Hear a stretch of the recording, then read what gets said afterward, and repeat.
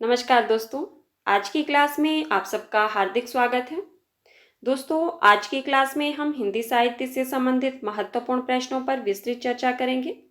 यह क्लास हिंदी से संबंधित सभी परीक्षाओं के लिए अत्यंत उपयोगी है। जिन साथियों ने इससे पहले वाली क्लासेस को नहीं देखा है, डिस्क्रिप्शन में मैं लिंक दे दूंगी, आप लोग देख लेना।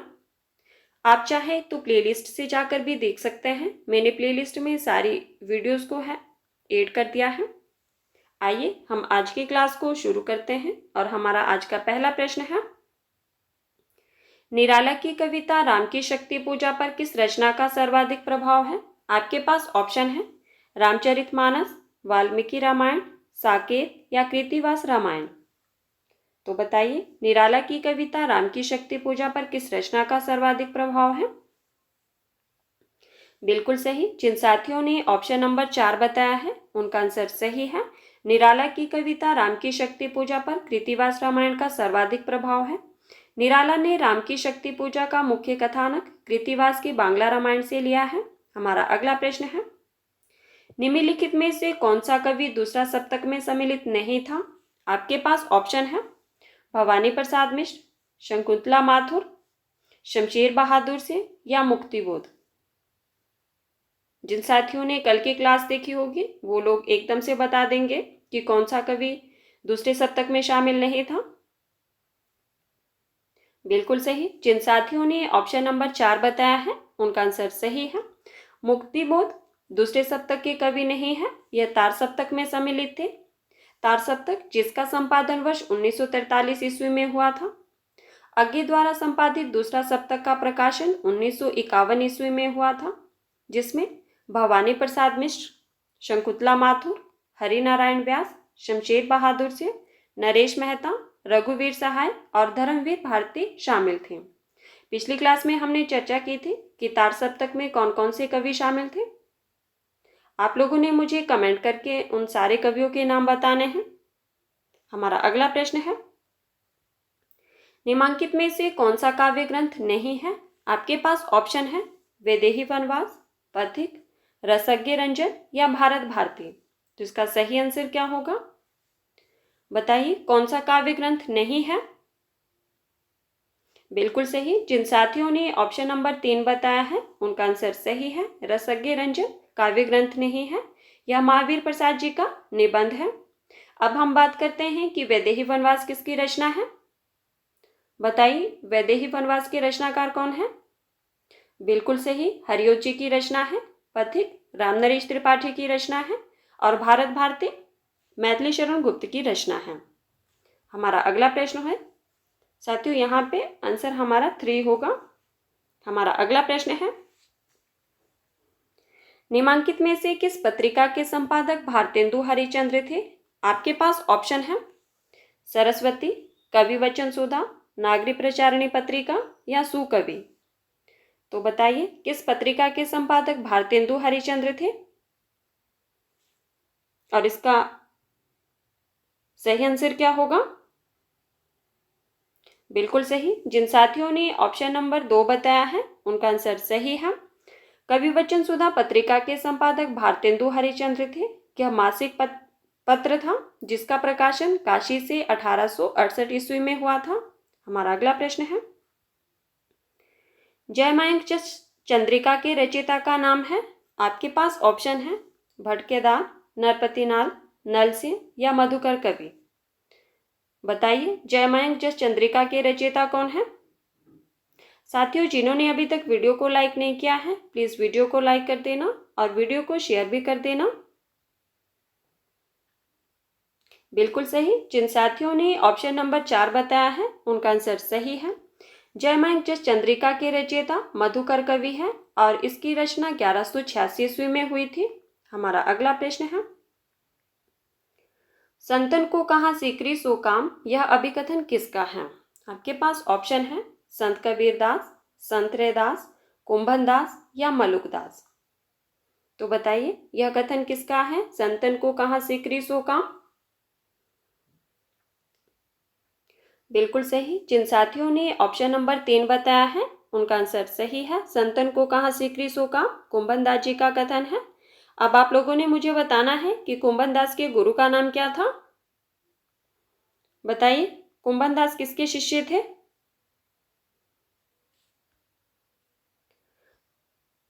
बिल्कुल सही, यह अष्टछाप के कवि थे और वल्लभाचार्य के शिष्य थे। हमारा अगला प्रश्न है,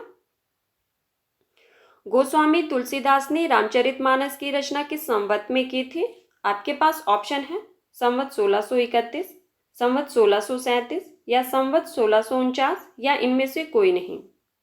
तो बताइए, रामचरितमानस जो कि तुलसीदास जी की रचना है।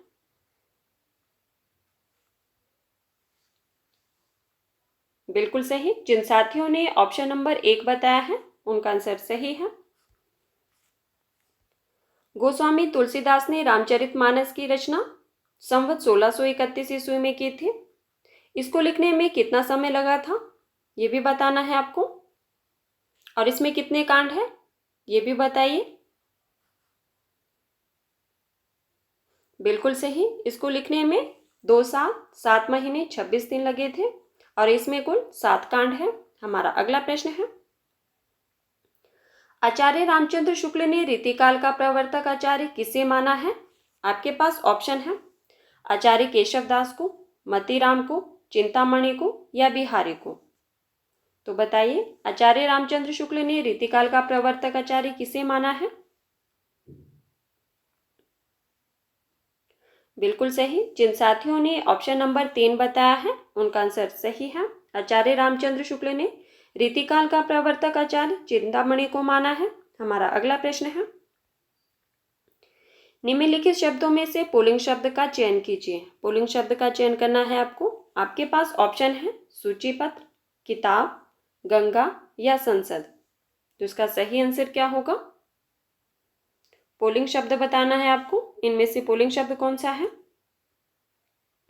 बिल्कुल सही, जिन साथियों ने ऑप्शन नंबर 1 बताया है उनका आंसर सही है। सूचीपत्र पुल्लिंग शब्द है, जबकि किताब, गंगा और संसद स्त्रीलिंग शब्द है। हमारा अगला प्रश्न है, सूधन आगतम में कौन सी संधि है? आपके पास ऑप्शन है गुण संधि, अयादि संधि, वृद्धि संधि या यण संधि। तो बताइए, सूधन आगतम में कौन सी संधि है? बिल्कुल सही, जिन साथियों ने ऑप्शन नंबर 4 बताया है उनका आंसर सही है। सूधन आगतम में यण संधि है। यण संधि के नियमानुसार यदि ई ई उ उ री के बाद कोई भिन्न स्वर आए तो इनका परिवर्तन क्रमशः य व र में हो जाता है। हमारा अगला प्रश्न है, जयप्राजय में कौन सा समास है? आपके पास ऑप्शन है अविभाव, बहुव्रीहि, द्वंद्व या द्विगु। तो बताइए, जयप्राजय में कौन सा समास है? साथियों, जिन्होंने अभी तक वीडियो को लाइक नहीं किया है प्लीज वीडियो को लाइक कर देना और वीडियो को शेयर भी कर देना।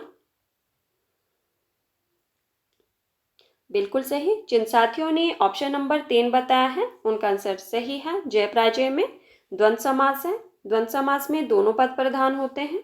हमारा अगला प्रश्न है, निम्नलिखित में से सही शब्द छांटिए। सही शब्द का चयन करना है आपको। आपके पास ऑप्शन है कवित्री, कवियत्री, कवियत्री या कवित्री। तो बताइए, सही शब्द कौन सा है? और यह बार बार परीक्षा में पूछा जाता है। बिल्कुल सही, जिन साथियों ने ऑप्शन नंबर 2 बताया है उनका आंसर सही है। सही शब्द होगा कवियत्री। हमारा अगला प्रश्न है, निम्नलिखित में से सही वाक्य चुनिए। सही वाक्य का चयन करना है आपको। आपके पास ऑप्शन है श्री कृष्ण के अनेकों नाम हैं, आपका पत्र सधन्यवाद मिला, श्री कृष्ण के अनेक नाम हैं, बंदूक एक बहुत ही उपयोगी शस्त्र है। तो बताइए, सही वाक्य कौन सा है? बिल्कुल सही, जिन साथियों ने ऑप्शन नंबर 3 बताया है उनका आंसर सही है। श्री कृष्ण के अनेक नाम हैं, यह सही वाक्य है। हमारा अगला प्रश्न है, अंधे की लकड़ी से तात्पर्य है। आपके पास ऑप्शन है बैसाखी का सहारा, अंधे की विशेष छड़ी, कुमार्ग पर चलना या एक ही सहारा। तो इसका सही आंसर क्या होगा? बताइए, अंधे की लकड़ी से क्या तात्पर्य है? बिल्कुल सही। जिन साथियों ने ऑप्शन नंबर 4 बताया है उनका आंसर सही है। अंधे की लकड़ी से तात्पर्य है एक ही सहारा। हमारा अगला प्रश्न है, निम्नलिखित में से लोकोक्ति चुनिए। आपको लोकोक्ति का चयन करना है। आपके पास ऑप्शन है, अंक भरना, आस्तीन का सांप, कहाँ राजा भोज कहाँ गंगू तेली, या तुत्ती बोलना। तो इसका सही आंसर क्या होगा, बताइए इनमें से लोकोक्ति कौन सी है। बिल्कुल सही। जिन साथियों ने ऑप्शन नंबर 3 बताया है उनका आंसर सही है। कहाँ राजा भोज कहाँ गंगू तेली लोकोक्ति है। शेष सभी मुहावरे हैं, क्योंकि मुहावरे में अनिवार्य रूप से न आता है जबकि लोकोक्ति में नहीं आता है। ठीक है, इस बात का ध्यान रखना है आपको कि मुहावरे में न का प्रयोग होता है जबकि लोकोक्ति में ऐसा नहीं होता है। हमारा अगला प्रश्न है, निम्नलिखित में से किस उपन्यास का कथानक भारत पाकिस्तान पर विभाजन पर आधारित नहीं है। आपको बताना है कि किस उपन्यास का कथानक भारत पाकिस्तान विभाजन पर आधारित नहीं है। आपके पास ऑप्शन है, झूठा सच, तमस, आधा गांव या कर्मभूमि। तो इसका सही आंसर क्या होगा, बिल्कुल सही। जिन साथियों ने ऑप्शन नंबर 4 बताया है उनका आंसर सही है। झूठा सच जो कि यशपाल का है, तमस भीष्म साहनी का है, और आधा गांव राही मासूम रजा का उपन्यास है। ये तीनों उपन्यास भारत पाकिस्तान विभाजन पर आधारित है। वहीं प्रेमचंद का उपन्यास कर्मभूमि भारत पाकिस्तान विभाजन से संबंधित नहीं है। यह एक राजनीतिक उपन्यास है जिसका कथानक काशी और उसके आसपास के गांव से संबंधित है। तो इस तरह से हमारा सही आंसर क्या हुआ, ऑप्शन नंबर 4। हमारा अगला प्रश्न है, आचार्य रामचंद्र शुक्ल द्वारा लिखित 11 वर्ष का समय किस विधा की रचना है। आपके पास ऑप्शन है, कहानी, उपन्यास, डायरी या संस्मरण। तो बताइए आचार्य रामचंद्र शुक्ल द्वारा लिखित 11 वर्ष का समय किस विधा की रचना है। बिल्कुल सही। जिन साथियों ने ऑप्शन नंबर 1 बताया है उनका आंसर सही है। आचार्य रामचंद्र शुक्ल द्वारा लिखित 11 वर्ष का समय की रचना जो है वह एक कहानी है। यह कहानी 1903 ईस्वी में सरस्वती पत्रिका में प्रकाशित हुई थी। हमारा अगला प्रश्न है, यशपाल की आत्मकथा है। आपके पास ऑप्शन है, नीड़ का निर्माण फिर, सिंहावलोकन, मेरी जीवन यात्रा या मेरा जीवन प्रवाह। तो बताइए इनमें से यशपाल की आत्मकथा कौन सी है।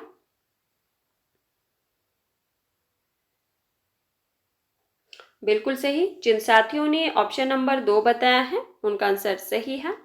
यशपाल की आत्मकथा का नाम सिंहावलोकन है जो 3 खंडों में प्रकाशित है। ये तीनों खंड क्रमशः वर्ष 1951, 1952 और 1955 में प्रकाशित हुए हैं। हमारा अगला प्रश्न है, रीतिकाल की विशेषताओं के संदर्भ में निम्नलिखित में से एक विशेषता गलत है, उस विशेषता का चयन कीजिए। आपके पास ऑप्शन है, रीतिकाल में अलंकरण की प्रधानता है, रीतिकाल की प्रमुख भाषा ब्रज भाषा है, रीतिकाल में प्रकृति का आलंबन रूप में वर्णन हुआ है, या रीतिकाल में लक्षण ग्रंथों की प्रमुखता है। तो आपको चयन करना है कि कौन सी विशेषता गलत है, उसका चयन करना है आपको। बिल्कुल सही। जिन साथियों ने ऑप्शन नंबर 3 बताया है उनका आंसर सही है। रीतिकाल की विशेषता नहीं है। रीतिकाल में प्रकृति का आलंबन रूप में चित्रण नहीं हुआ है बल्कि उद्दीपन रूप में चित्रण हुआ है। आलंबन रूप में किस में हुआ है, तो आदिकाल में हुआ है। ठीक है, हमारा अगला प्रश्न है, सैयद इब्राहिम किस कवि का नाम है। आपको बताना है कि सैयद इब्राहिम किस कवि का नाम है। आपके पास ऑप्शन है, जानकवि, आलम, रसखान या इनमें से कोई नहीं। तो इसका सही आंसर क्या होगा,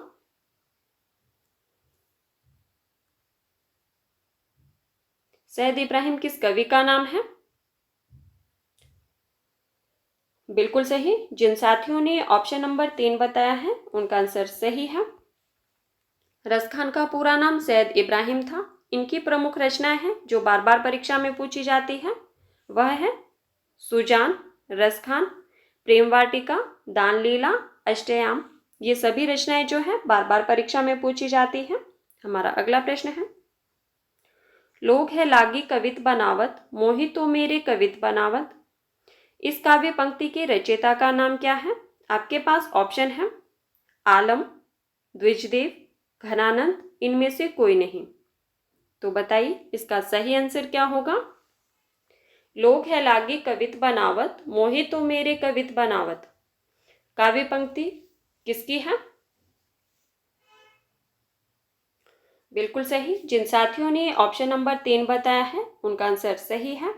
यह काव्य पंक्तियां जो है वो घनानंद जी की है। हमारा अगला प्रश्न है, जूही की कली कविता को किस संपादक ने अपने पत्र में बिना प्रकाशित किए वापस कर दिया था? आपके पास ऑप्शन है गोपाल दास कहमरी, बालकृष्ण भट्ट, महावीर प्रसाद द्विवेदी या बनारसी दास चतुर्वेदी। तो बताइए इसका सही आंसर क्या होगा? जूही की कली किसकी रचना है? पहले तो ये बताना है आपको। बताइए जूही की कली किसकी रचना है? बिल्कुल सही, निराला जी की रचना है।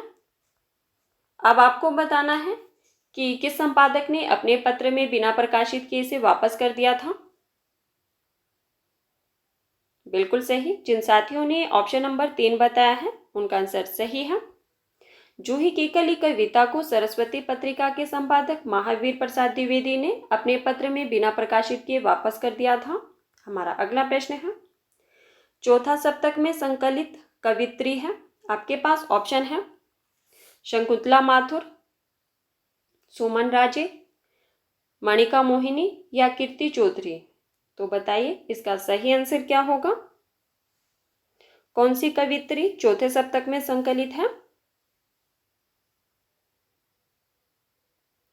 बिल्कुल सही। जिन साथियों ने ऑप्शन नंबर 2 बताया है उनका आंसर सही है। सुमन राजे चौथे सप्तक में संकलित थी। हमारा अगला प्रश्न है, कलकत्ता में स्थापित फोर्ट विलियम कॉलेज के संस्थापक थे। आपके पास ऑप्शन है जॉन गिलक्राइस्ट, सदल मिश्र, राजा शिव प्रसाद सितारे हिंद या रविंद्रनाथ टैगोर। तो बताइए कलकत्ता में स्थापित जो फोर्ट विलियम कॉलेज है इसके संस्थापक कौन थे और इसकी स्थापना कब हुई थी ये भी बताना है आपको। साथियों अगर वीडियो पसंद आए तो प्लीज़ वीडियो को लाइक कर देना और वीडियो को शेयर भी कर देना। जो साथी पहली बार चैनल पर आए हैं वो चैनल को सब्सक्राइब कर देना। बताइए इसका सही आंसर क्या होगा? बिल्कुल सही। जिन साथियों ने ऑप्शन नंबर 1 बताया है उनका आंसर सही है। कलकत्ता में स्थापित फोर्ट विलियम कॉलेज के संस्थापक जॉन गिलक्राइस्ट थे। इस कॉलेज की स्थापना 1800 ईस्वी में कलकत्ता में हुई थी। जॉन गिलक्राइस्ट ने हिंदी शिक्षण के लिए कॉलेज में लल्लू लाल और सदल मिश्र को भी नियुक्त किया था। हमारा अगला प्रश्न है, किशोरीलाल गोस्वामी कृत इंदुमती नामक कहानी सर्वप्रथम कब और कहाँ प्रकाशित हुई थी? आपके पास ऑप्शन है सन 1900 ईस्वी में सरस्वती में, 1900 ईस्वी में विशाल भारत में, 1903 ईस्वी में सरस्वती में या इनमें से कोई भी नहीं। तो बताइए इसका सही आंसर क्या होगा? इंदुमती जो कि किशोरीलाल गोस्वामी जी की कहानी है सर्वप्रथम कब और कहाँ प्रकाशित हुई थी ये आपको बताना है। बिल्कुल सही। जिन साथियों ने ऑप्शन नंबर 1 बताया है उनका आंसर सही है। किशोरीलाल गोस्वामी कृत इंदुमती नामक कहानी सर्वप्रथम 1900 ईस्वी में सरस्वती में प्रकाशित हुई थी। यह हिंदी की पहली कहानी मानी जाती है। हमारा अगला प्रश्न है, भारवी द्वारा रचित कृत अर्जुनियम का प्रधान रस है। आपके पास ऑप्शन है वीर रस, श्रृंगार रस, करुण रस या शांत रस। तो बताइए इसका सही आंसर क्या होगा? भारवी द्वारा रचित कीर्तार्जुनियम का प्रधान रस क्या है? बिल्कुल सही। जिन साथियों ने ऑप्शन नंबर 1 बताया है उनका आंसर सही है। भारवी द्वारा रचित कीर्तार्जुनियम का प्रधान रस वीर रस है। हमारा अगला प्रश्न है, श्रीहर्ष द्वारा रचित नेषधीय चरित में किस रीति की प्रधानता है? आपके पास ऑप्शन है पांचाली रीति, वैदर्भी रीति, गोड़ी रीति या प्रसाद रीति। तो इसका सही आंसर क्या होगा? जिन साथियों ने अभी तक भी वीडियो को लाइक नहीं किया है प्लीज़ वीडियो को लाइक कर दो और वीडियो को शेयर भी कर दूं। बताइए इसका सही आंसर क्या होगा? बिल्कुल सही। जिन साथियों ने ऑप्शन नंबर 2 बताया है उनका आंसर सही है। श्री हर्ष द्वारा रचित नेषदी चरित में वैदर्भी रीति की प्रधानता है। साथियों मुझे कमेंट करके जरूर बताना कि आप लोगों के कितने प्रश्न सही हुए हैं और आपको आज की वीडियो कैसी लगी ये भी बताना। धन्यवाद। मिलते हैं अगली क्लास में।